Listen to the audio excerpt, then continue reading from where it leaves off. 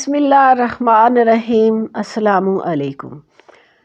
عشق رسول صلی اللہ علیہ وآلہ وسلم کا عجب واقعہ۔ شیخ الاسلام حضرت علامہ ظفر احمد عثمانی رحمۃ اللہ علیہ فرماتے ہیں کہ میں اس زمانے میں حج کے بعد مدینہ منورہ گیا۔ ہم لوگوں نے کھانا کھانے کے بعد دسترخوان کو لے کر ایک ڈھیر پر جھاڑ دیا تاکہ روٹی کے بچے ٹکڑوں اور ہڈیوں کو جانور کھا جائیں۔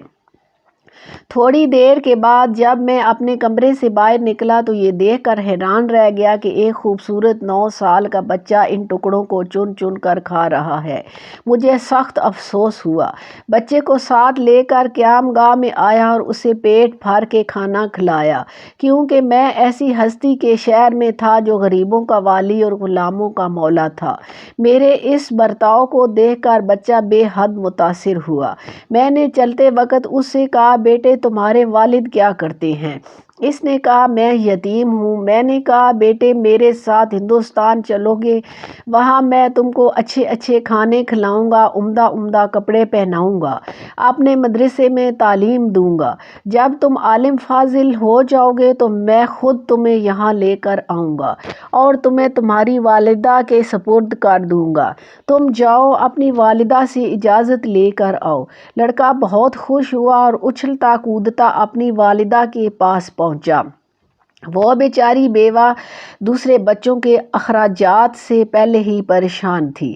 اس نے فوراً اجازت دے دی۔ بچہ فوراً آیا اور مولانا کو بتایا کہ میں آپ کے ساتھ جاؤں گا، میری ماں نے اجازت دے دی ہے۔ پھر پوچھنے لگا کہ آپ کے شہر میں چنے ملتے ہیں؟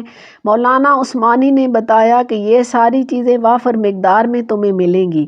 مولانا کا بیان ہے کہ میری انگلی پکڑے پکڑے مسجد نبوی میں وہ میرے ساتھ آیا اور ٹھک کر رہ گیا۔ سرکار دو عالم حضرت محمد صلی اللہ علیہ وآلہ وسلم کے روضہ مبارک کو دیکھا اور مسجد کے دروازے کو، اور پوچھا، کیا یہ بابا یہ دروازہ اور روضہ وہاں بھی ملے گا؟ میں نے اس سے کہا، بیٹا اگر یہ وہاں مل جاتا تو میں یہاں کیوں آتا؟ لڑکے کے چہرے کا رنگ بدل گیا۔ میری انگلی چھوڑ دی۔ بابا تم جاؤ، اگر یہ نہیں ملے گا تو میں ہرگز ہرگز اس دروازے کو چھوڑ کر نہیں جاؤں گا۔ بھوکا رہوں گا، پیاسا رہوں گا، اس دروازے کو دیکھ کر میں اپنی بھوک اور پیاس بجھاتا رہوں گا، جس طرح آج تک بجھاتا رہا ہوں۔ یہ کہہ کر بچہ رونے لگا اور اس کے عشق کو دیکھ کر مجھے بھی رونا آ گیا۔ اگر آپ کو یہ میری کہانی اچھی لگی ہے ناظرین تو اس کو لائک کیجئے، شیئر کیجئے اور سبسکرائب کیجئے۔ اللہ حافظ۔